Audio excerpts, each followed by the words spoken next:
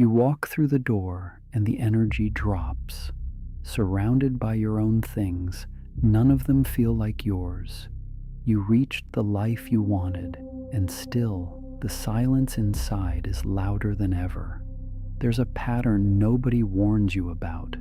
The harder you chase fulfillment, the more it slips away. You become an expert at building meaning for everyone else, making teams run, giving friends direction, holding space for strangers. But when the noise finally fades, you're left with a version of success that feels hollow. Every milestone was supposed to deliver something real, and now the quiet is permanent. You stand in the new office, first morning, the desk perfectly arranged. The feeling never lands. You realize you've spent years building a life that looks like fulfillment, but never actually lets you feel it. You arrive early before anyone else. The office is silent, the city outside still waking up. The desk is immaculate, every object exactly where you imagined it would be. You sit, waiting for a wave of satisfaction that never comes. The room is filled with everything you thought you wanted, but your body is already searching for the next thing to fix, the next goal to chase. There's no one to impress, no one to thank, and the emptiness is absolute.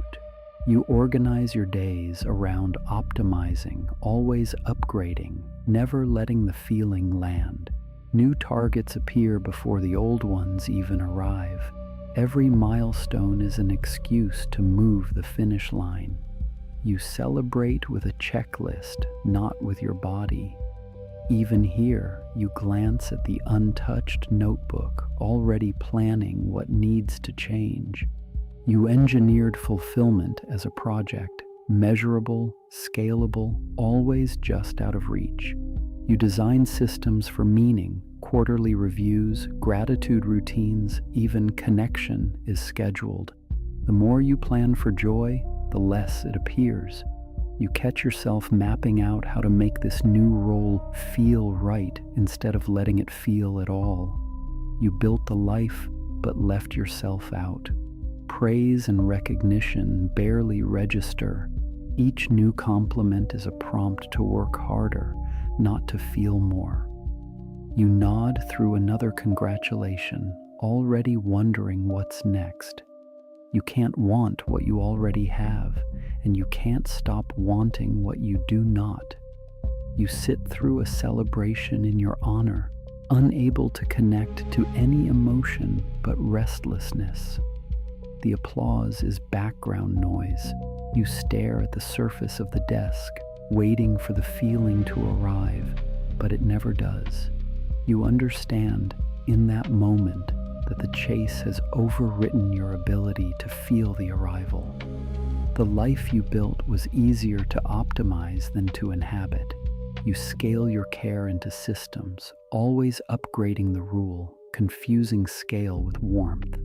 Every time closeness lands, you abstract it, turning real moments into future plans, never letting them settle for yourself. Wanting is something you measure, not something you trust.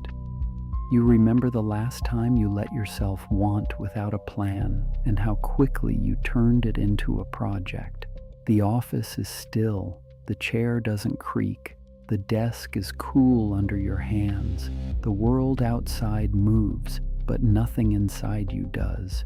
Most people never register the moment the chase becomes the architecture of their days. Noticing it, even once, shifts the dynamic. It is no longer invisible, no longer total. Recognition is a kind of quiet resistance. You are not fully inside the cycle anymore. The grip loosens just enough to see the edges. You notice the urge to optimize the emptiness, to turn even this stillness into a project. The desk is cool under your hands, and for a breath, you let that be the only fact. No plan, no next milestone, just the sensation that nothing inside you moves. There is a next step after noticing. It does not require more chasing. the chase for fulfillment can become its own kind of emptiness, echoing the same pattern over and over. The free archetype PDF names the hidden pattern you repeat, using your birth date, birth time, and birthplace to map one of 144 InnerCodex archetypes, and shows where it starts working against you. It will show you what you stopped letting yourself want, and where the wanting actually begins.